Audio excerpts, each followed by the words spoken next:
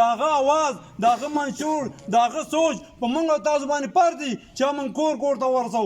داغه چې کوم فلسفه وه داغه چې کوم سوچ و داغه چې کوم قربانۍ نه وي هغه د دې اوسني مشرانو دپاره چې دا کوم برینام مشران دي او برینام د مشرۍ دعوې کوي دا هغوی دپاره مشعل را دي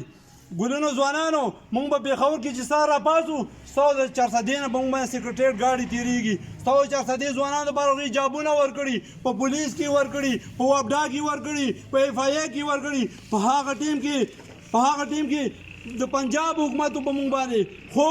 حیات محمد خان شیرپاو شهید پکې پښتنو دپاره هغه رول ادا کړی چې هغه مثالي کردار دی و هغه نه پس هغه کردار چا نه دی ادا کړی دا کمې که پوره کړی نو هغه آفتاب احمد خان شیرپاو پوره کړی دی عزتمندو چې څنګه مخکې تاسو ته ما ویلي د پښتون یو سربراو یو مشر و په هغه وخت کې او حیات خان شیرپاو هغه پښتون زلمی د پاکستان مهمو کوم خاص ادارې دي هغو ته دننه کړي نن سبا چې تاسو وګورئ په چرسدا کې په هر کور کې به یو افسر موجود وي زه خپله زیم کوچیانو کور سره زما تعلق دی ما اورېدلي دي زه ټینګ مې کشر وم وایي په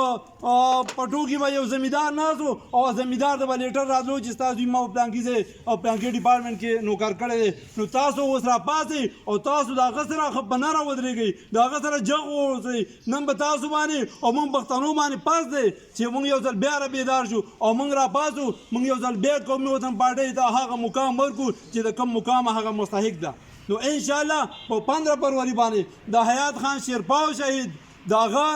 برځي به موږ ښه په شان او شوکت سره مناو هغه ته به موږ د عقیدت او د احترام پرزوینې پیش کوو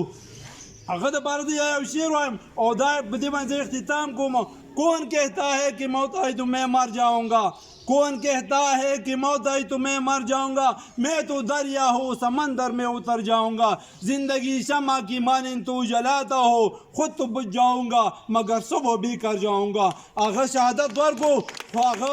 اوس هم مبارک مشعل را دی د هغه خدمات اوس هم زموږ په زړونو کې دي موږ به انشاءالله د هغه په برڅۍ کې ښه په محنت سره ښه په اکثرۍ سره که د پېښور نه یو دي که د هزارې نه وي که د چارسدې نه وي ښه بھرپور شرکت به کې کوو او موږ یوت نوجوانان زموږ دا عهد دی چې موږ د قاضي اسد صاحب دا د قومي وطن پارټۍ ریل پیس دی دا یو وفادار ورکر دی د قومي وطن پارټۍ انشاءالله موږ نوجوانان د قاضي اسد صاحب په مشرۍ کې به ښه بھرپور شرکت کوو والسلام